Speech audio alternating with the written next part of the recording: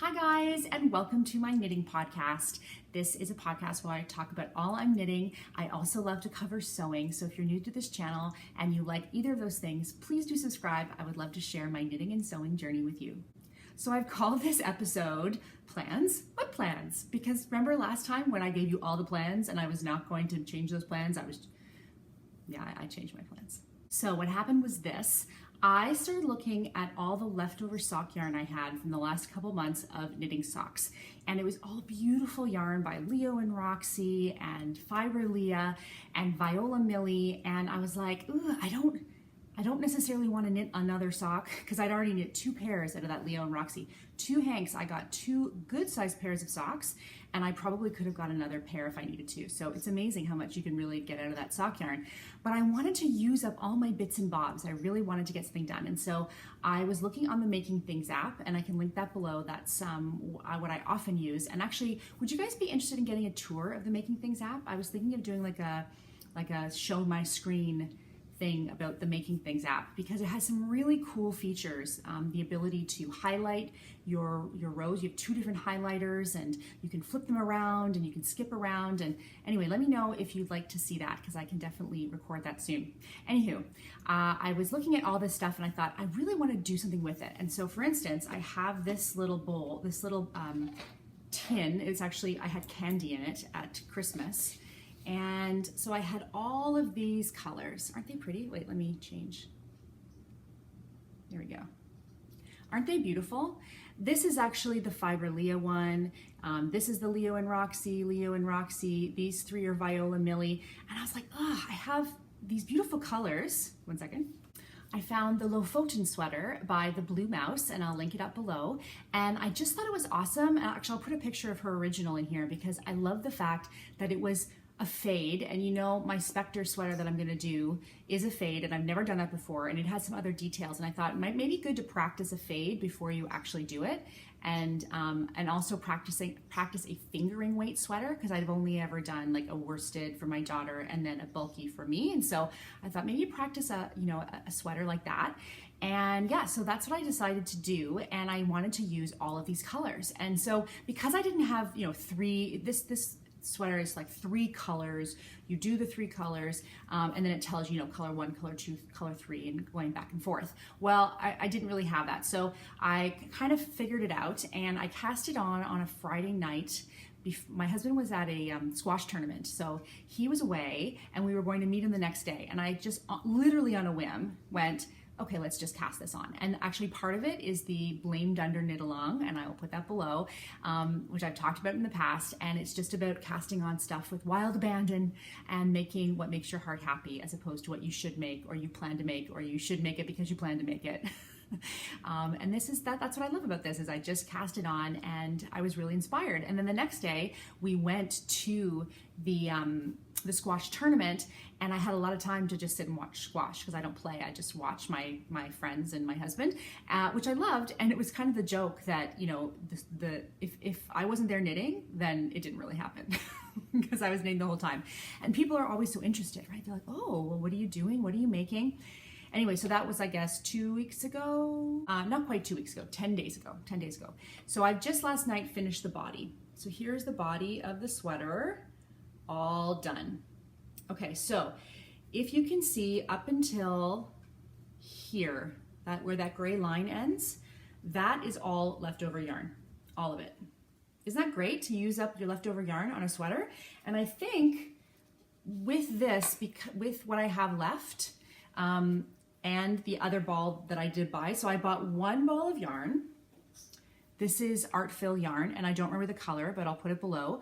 So I got this Artfil yarn at the amazing, oh my gosh, so amazing, the Knitting Loft in Toronto. And actually I'll put the video in that I took there. Holy moly. I mean, unfortunately, it's a little far for me. Like, it's going to be a destination where I'm going to go and I'm going to sit and but you can drink tea and they have comfy couches. And it's just like knitting nirvana. Like, it's so contemporary and clean. It's just speaking my language. And the ladies there are so nice. So I knew that I wasn't gonna have enough to finish a whole sweater just from leftovers. So I purchased this, and actually I have to thank I have to thank Ramona, who's ramonafirehorse on Instagram.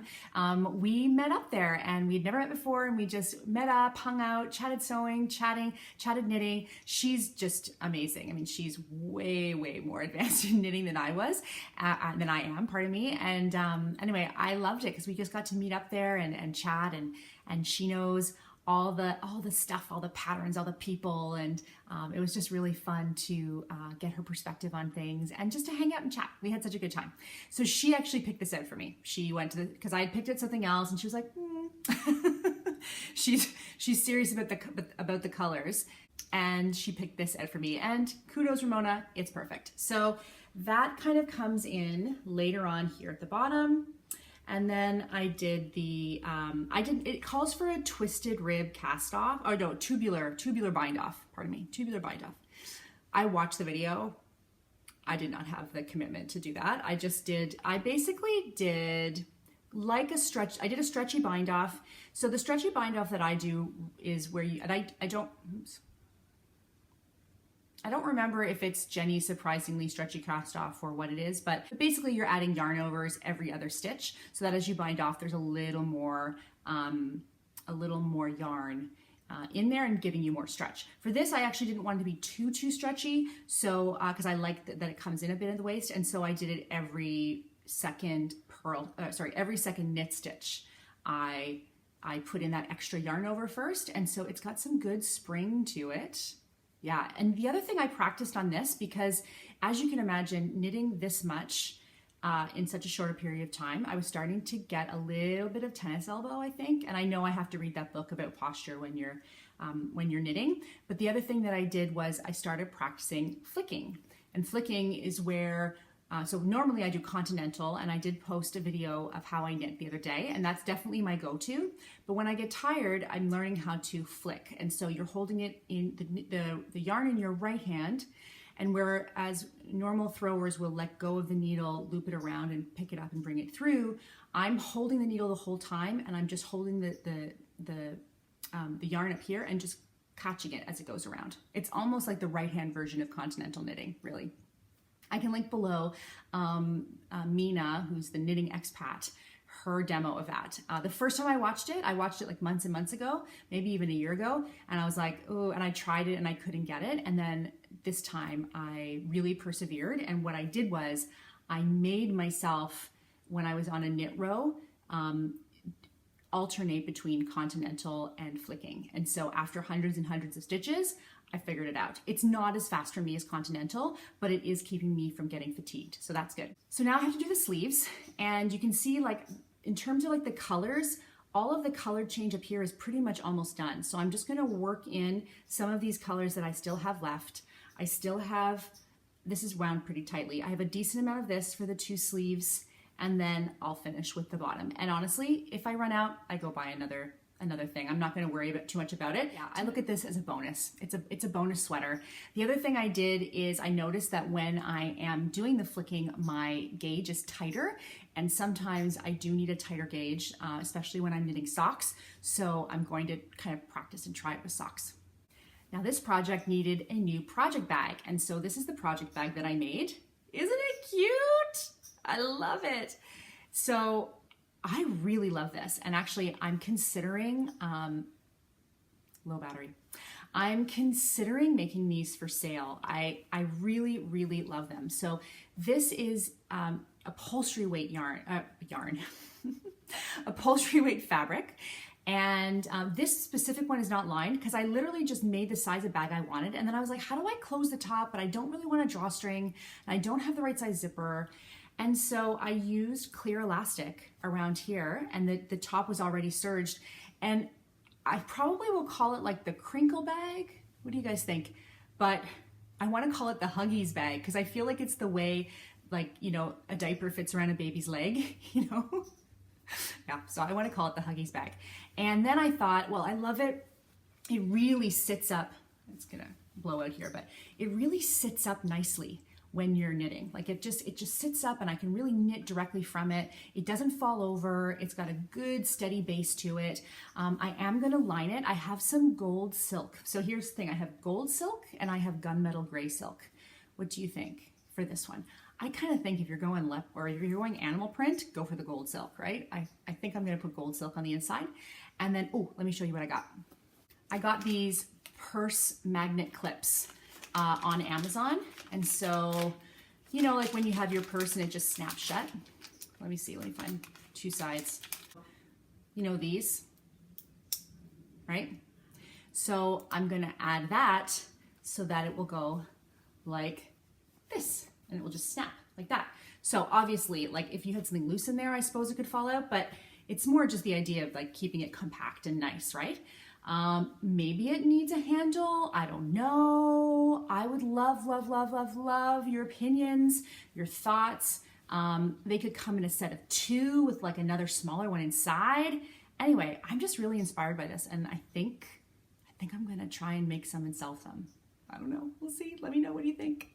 And then the other non-planned cast on that I did are the bear socks by Knitting McPurley, and I'll put them in here, and I just loved the look of them. Now these have a twisted stitch in them, and that's something that I haven't done before. So it's abbreviated as LT and RT, left twist and right twist, and it's definitely got a bit of a learning curve, but let me show you the pattern. So this is what I have so far, and full disclosure, I've ripped this back twice. So, but you can see that cross pattern is coming in, and the pattern on the sides is coming in. I love this yarn that it's made with. This is Manos de Uruguay sock yarn, and the colors, I showed this skein to you last time, and the colors are just so beautiful. So yeah, so I'm gonna work on these. These are sort of my, not on the go, because I do still have to pay attention, but it's sort of when I'm here's the other side too. Isn't that neat? It's doing a really neat pattern.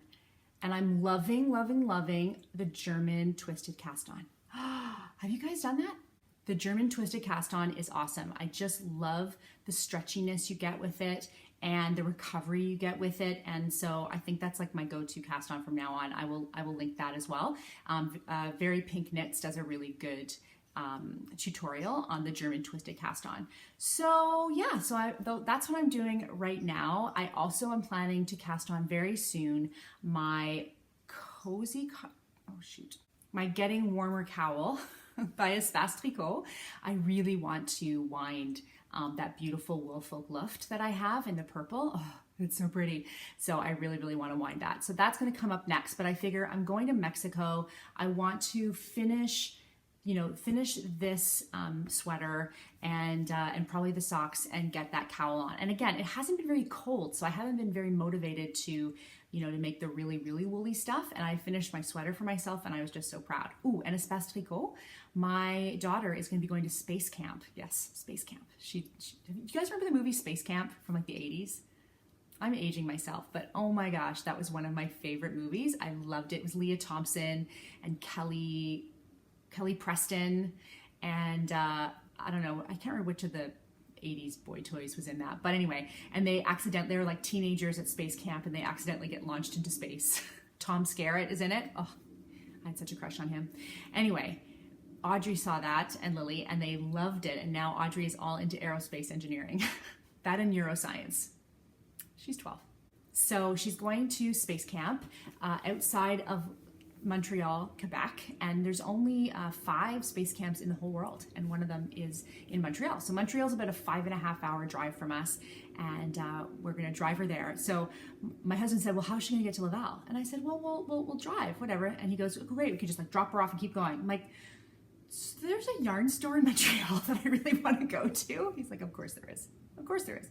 So I get to go to Espace Tricot right around the end of June. So I'm really looking forward to that. And I'm kind of hoping that Lisa and Melissa will be there when I get there. But if not, doesn't matter. But it'd be great. It'd be fun. Okay, that is all for me for today. I hope that you guys are having a wonderful day wherever you are.